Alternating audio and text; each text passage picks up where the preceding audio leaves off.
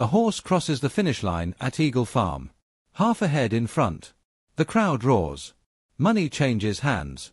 And within 4 minutes, every person who bet on that animal will understand that they have just witnessed the most catastrophically incompetent crime in the history of Australian sport. Because that horse is not the horse on the race card. This is the story of a fraud so poorly executed that it became legend. A conspiracy undone by rain, by hair dye, and by the simple fact that nobody involved thought to check whether the two horses looked anything alike. It ended careers that had lasted generations. It reached into the highest levels of Australian bookmaking. And it began, like most disasters, with a group of men who thought they had found something clever. They gathered around a bare table under a single bulb. Cigarette smoke curling toward the ceiling. What they were planning was not new. A ring-in, swapping a fast horse for a slow one, is as old as racing itself. What was new was the scale of their ambition and the depth of their inexperience. Eagle Farm Racecourse, Brisbane. August the 18th, 1984. A Saturday like 1,000 Saturdays before it. The grandstand filling under an overcast sky, punters filing in from the car parks, the smell of beer and cut grass and horse. Nobody arriving that morning had any idea they were walking into the end of an era. Out past the city, the crowds came from everywhere. Farmers, families, men who had been coming to this track since they were boys. Australian racing in 1984 was not a corporate product. It was communal, it was ritual, and it ran on trust, the assumption that the horse in the saddling paddock was the horse whose name was printed in the form guide. That assumption was about to be worth a great deal of money. The betting rings were already busy. Cash moving through wooden grills, dockets changing hands, the constant low arithmetic of odd shifting. In a plunge, this is the machinery that betrays you. Every dollar leaves a trace. Every bookmaker talks to every other bookmaker. The men planning this fraud understood that in theory. They had not understood what it would feel like.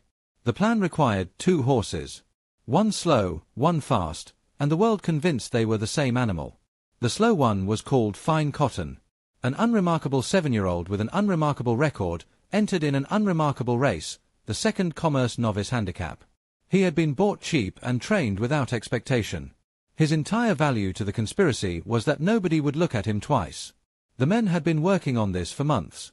Sketching it out on pub tables, over hand-annotated maps and racing calendars, in the particular atmosphere of a plan that keeps almost working. There were more of them than there should have been. That is the first rule any of them broke. A conspiracy is only as strong as its smallest number. They circled the race in the form guide. Second Commerce Novice Handicap.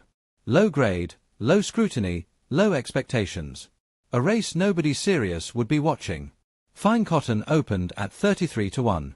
That number was the entire point. 33-1 on a horse that would, in reality, be a far superior animal running against opposition it should comfortably beat. The arithmetic was intoxicating.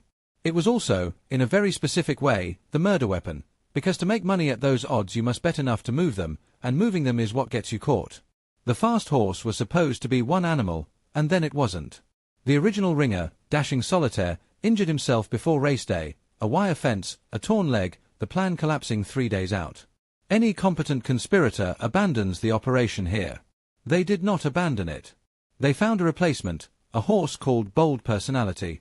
Considerably better than Fine Cotton. Considerably faster. And considerably the wrong color. Fine Cotton was a bay with distinctive white markings on his legs. Bold Personality was brown. No white. Different animal, obviously and visibly, to anyone who had ever seen a horse. This is the moment where the story stops being a crime and starts being a farce, because rather than stop, they decided they could fix it. In a dim stable, under a lantern, they applied hair dye to a racehorse.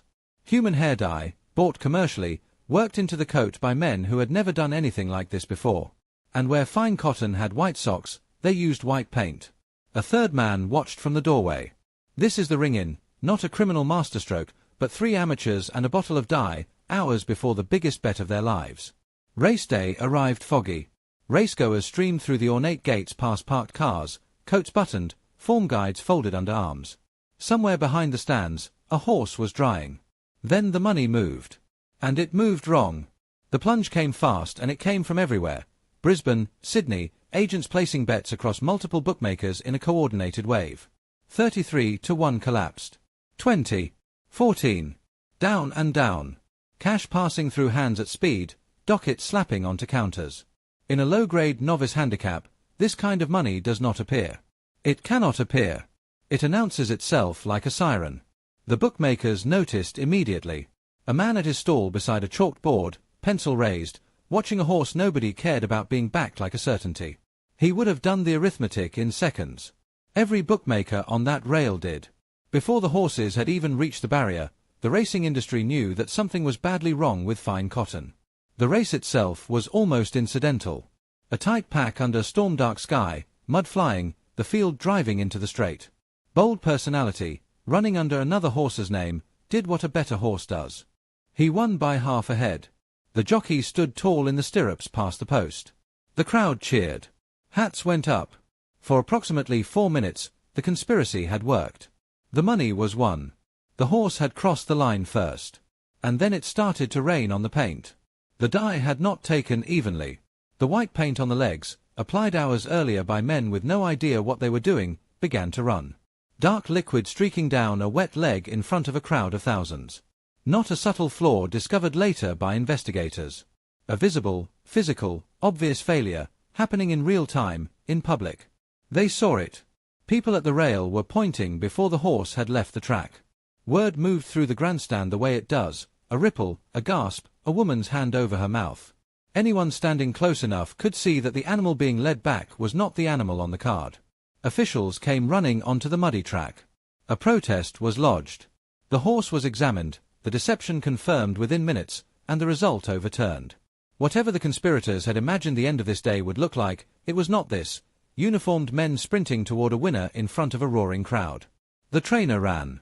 Hayden Haitana disappeared, a fugitive on the open road, hunted by an industry that had been publicly humiliated. He would be found. They always are. What followed was not a small inquiry. Investigators worked through the evidence with clinical patients, blood-stained cloths, photographs, notes, the entire physical residue of an amateur crime laid out under a desk lamp. The trail did not stop at the stable. It ran upward, through the layers of Australian racing, to names that carried real weight. By the time it was finished, the punishment was total. Warned off. Not suspended, not fined, banned from every racecourse in Australia, in some cases for life. The list included Hayden Haitana, John Gillespie, and, most consequentially, the bookmaking figures Bill and Robbie Waterhouse, a family name that had defined Australian betting for decades. The Waterhouses would spend years fighting that ruling. The stain never entirely came off. And the grandstand emptied, as grandstands do. Litter on the rail, lights coming on over a track gone quiet. One race. One bad idea. One bottle of hair dye. Australian racing would tighten its identification rules permanently after this. Swabs, brands, documentation, the assumption of trust replaced by the machinery of proof. They almost got away with it. That is the part that endures. Not the greed, not the scale, the sheer, agonizing narrowness of it.